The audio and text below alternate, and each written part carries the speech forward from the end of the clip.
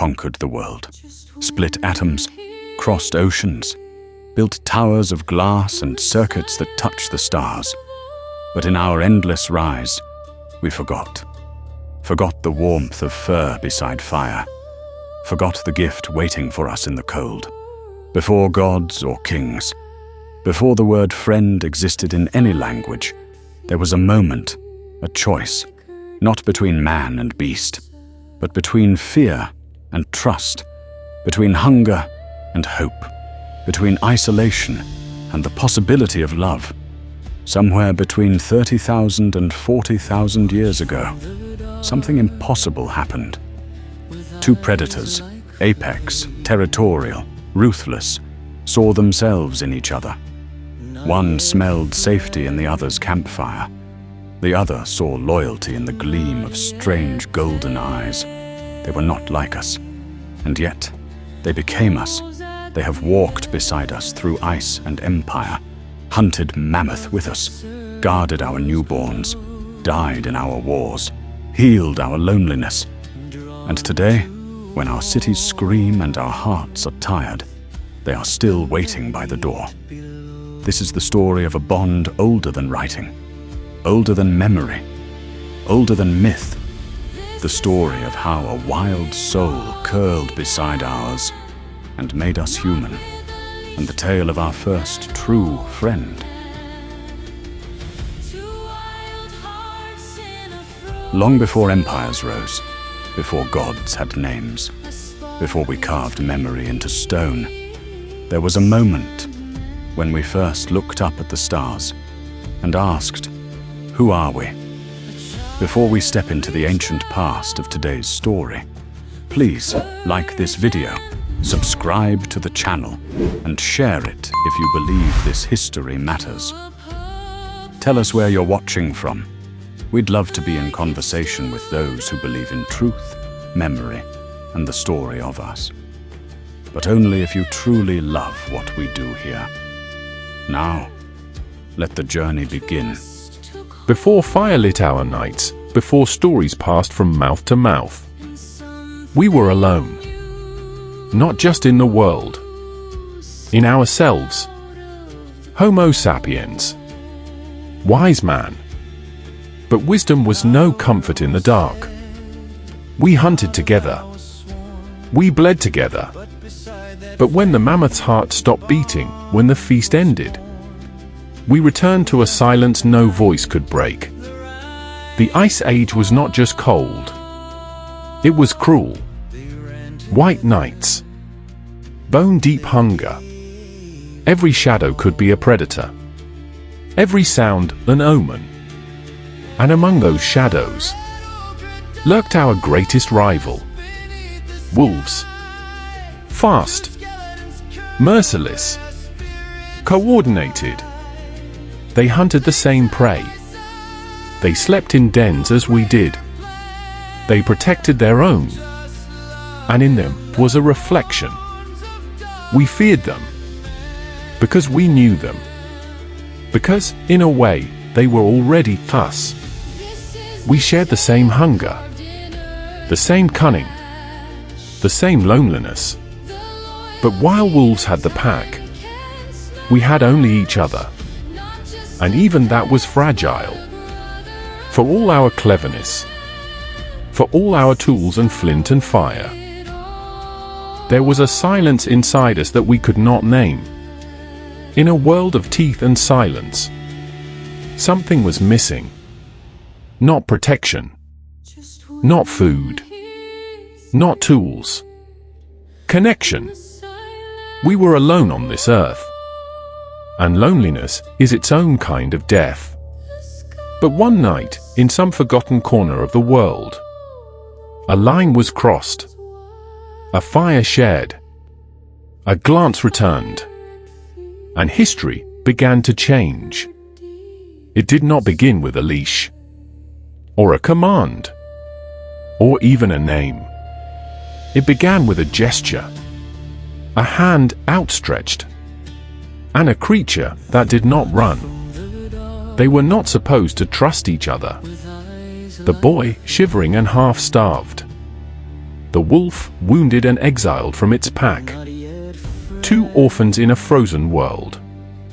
No one recorded what happened next, but it echoed through every generation that followed.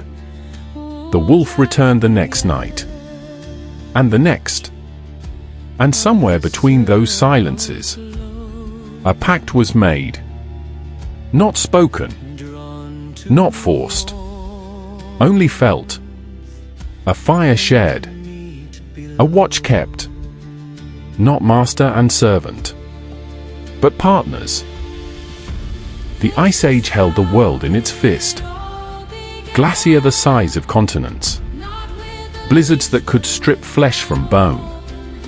But under the skin of winter, something ancient was stirring. Not just survival, but companionship. They hunted together. The wolf, faster, keener. The human, strategic, relentless. Their weaknesses filled each other's gaps.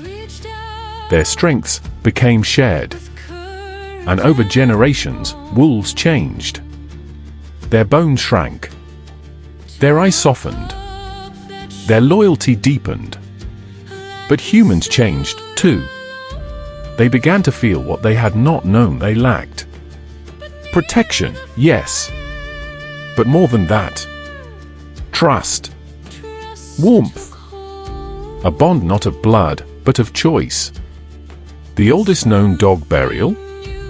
14,000 years ago. A puppy laid in the earth, with care. Its bones wrapped in red ochre. As if it were family. Because it was. Somewhere between predator and prey. They found each other. One offered strength. The other offered fire. And together, they rewrote destiny. History tells us we domesticated them. As if we were the authors. As if we shaped them like clay, with will and fire and time. But what if the truth is deeper? What if they came to us? Not in chains, but by choice. Among the pack, some wolves were different. Less fearful. Less fierce. Drawn to the warmth. To the smell of meat. To the light of the fire. Over generations, these bold few came closer. And the closer they came, the more they changed. This was not slavery. This was not conquest. This was self-domestication.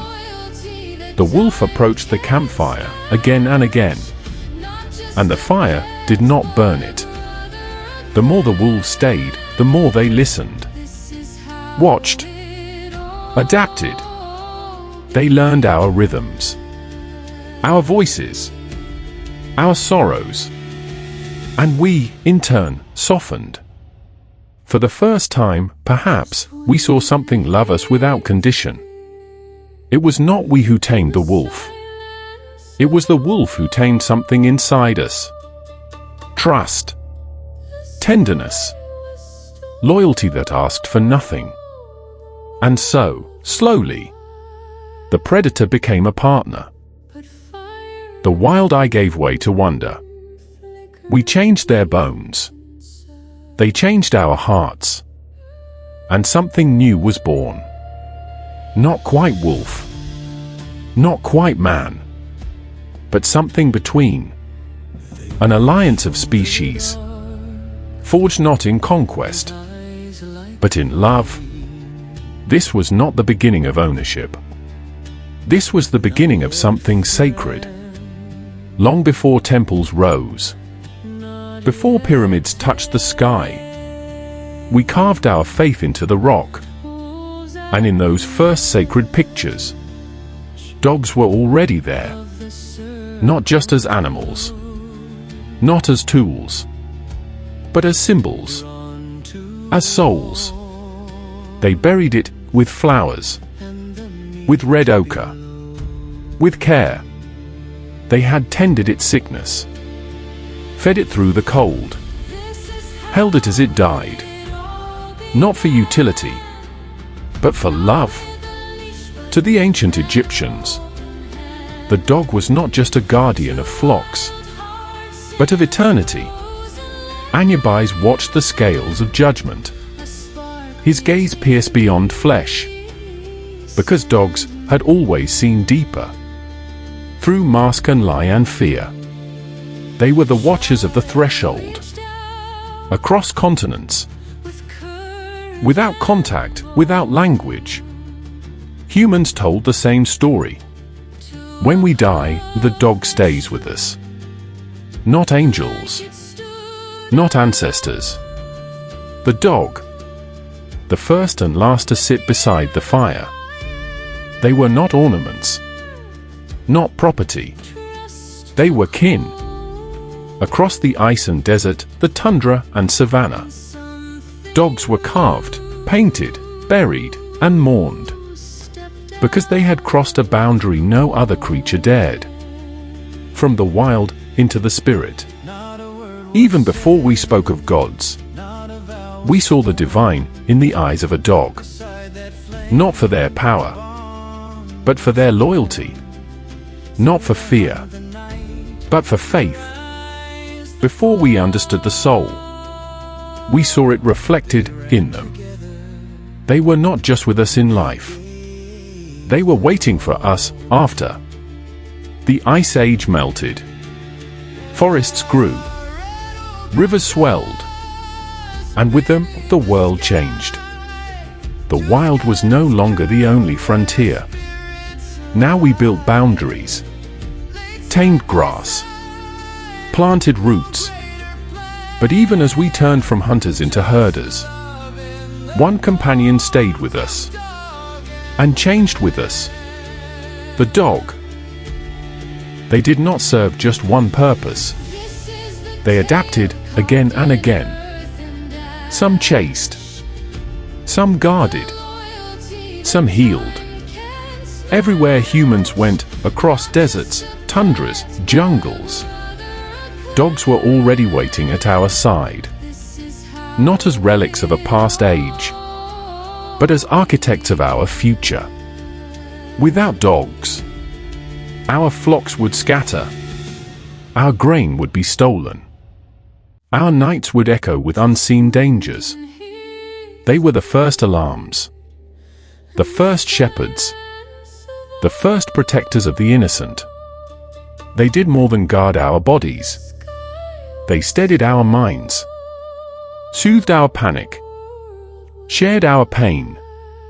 Long before psychiatry, before medicine, there were dogs. Healers with no doctrine, therapists with no words.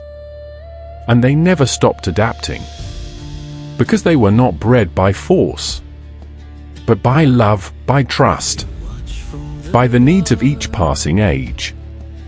They herded, they hunted, they healed, they gave, and asked for nothing. We did not rise because we were the strongest or the smartest. We rose because we were not alone. Our triumph wasn't ours alone. It was shared, built on a silent partnership of muscle, of memory, of something deeper, something that even now we barely understand. And when our footsteps turned from wild paths to carved roads, when we chose to stay, to build, to belong, they stayed with us, not as beasts, but as builders, as guardians, as the soul beside the plough, as villages rose from mud and memory, as humans wove crops into cycles and homes into permanence. We began to write, and in those first lines etched into clay and bone, amid words for water, grain, and gold, were words for dogs, not just as animals, but as subjects of law, of justice, of loyalty measured. In Mesopotamia, dogs were more than property. They were protectors, with rights. If a dog guarded your door, and someone struck it, They owed you silver. If your dog bit unjustly, you paid the price. The law remembered them. The Egyptians named their dogs, etched their titles in tombs. Merit, beloved. Abui, horned one. When pharaohs died, their dogs were sometimes buried beside them. Not as pets, as kin, as companions for the journey beyond. In other lands, loyalty came with blood. In ancient China, dogs guarded not only the living, but the home spirit. At times, they were offered in ritual, their deaths believed to guard the foundation. A brutal echo of love. A loyalty too deep for words or mercy. There were places where dogs were not owned. They were honored. Some villages marked them as communal guardians, not bound by leash, but by trust. To harm such a dog was to offend the spirit of the tribe. Across centuries, we tried to define the bond with laws, with tokens, with names scratched on metal and stone. But the truth always escaped ink. Because how do you legislate love? How do you weigh devotion? The world learned to punish betrayal, but dogs never needed to be taught loyalty. They followed us through the ages, across fields and rivers, through warmth and cold, through harvest and hearth. But the bond that made us strong also made them vulnerable, because the deeper their loyalty grew, the more we twisted it. The Romans bred them for violence, not to guard, but to maim.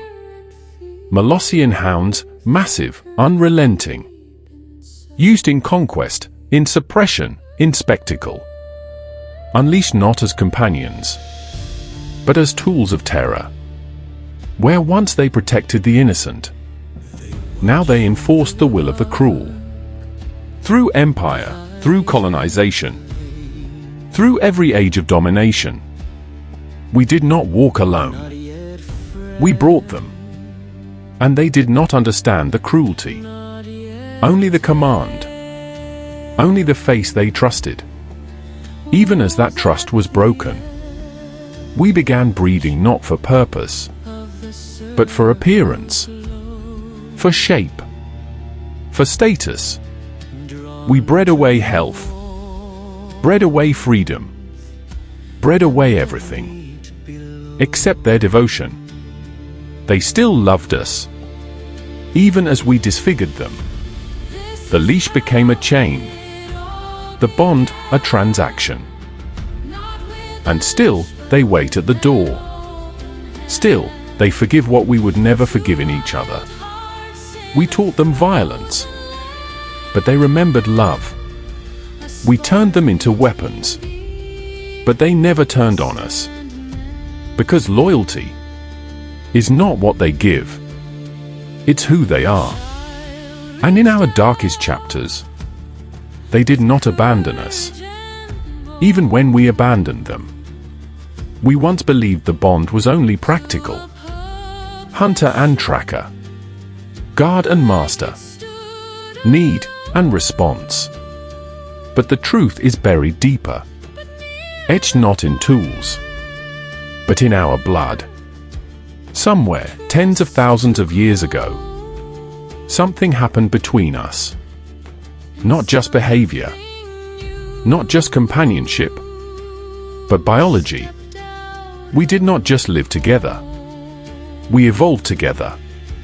When you look into your dog's eyes, your brain releases oxytocin. So does theirs. Your stress lowers. So does theirs.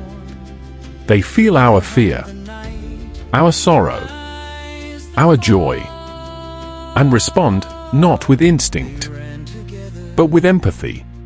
They don't speak. They don't analyze. But they understand. Because somewhere, somehow, Our nervous systems began to mirror. We shaped each other. In bone. In nerve. In spirit. They smell our illness before we do. Sense our grief before we've named it. Wait for us when no one else will. No other species responds to human tears like dogs do. No other species stares into our eyes for meaning. When we grieve, they sit beside us. When we rage, they do not flinch. And when we break, they stay. Because they are not reacting to commands. They are feeling with us. Science calls it co-evolution. But the truth is simpler. We became family. Not by accident. Not by force. But by need. A need written into our cells. That somewhere, out there, a presence waits. Without judgment. Without condition. What we call loyalty, they live as instinct. What we call empathy, they offer as breath. And what we call a bond, they made into a language. Older than words. Before the wheel. Before the word. Before we carved laws into stone. We found a friend. Not in palaces. Not in temples. But in the cold silence between two beating hearts. They did not ask to be loved. They simply stayed. Through fire and famine. Empire and exile. They never left. When we changed the earth, they adapted. When we broke the world, they forgave. When we forgot what loyalty meant, they reminded us. Wordlessly. In a world that constantly shifts, where nations fall and memories fade, they are the constant. Not just animals. Not even companions. But witnesses. To our best. And to our worst. And still, they choose us. The first friend wasn't a person. It was a presence. A warmth in the cold. A heartbeat beside your own. A creature who asked for no crown. No gold. Only this? Where you go, I go. In a world that so often forgets what matters, they remember. Every time. Without fail. And perhaps, when the stars go out, and the last fire dies, it won't be a monument that marks our species. It will be a footprint. And beside it, a paw print. Side by side. As it always was. As it always should be. The first friend is still waiting. If this story stirred something ancient in you, something wordless, but true, you're not alone. We've all felt it. That silent understanding. That moment when a dog looks into your eyes and somehow knows. Tell us, what's the oldest memory you have of a dog? Was it protection? Play? Goodbye? Drop your story in the comments. Because our story is their story, too. And if you felt something watching this, a tug in the chest, a tear that almost fell, subscribe. This is only the beginning. Because next time, we journey deeper into a truth even older than friendship. The first gods were animals, and some still walk beside us.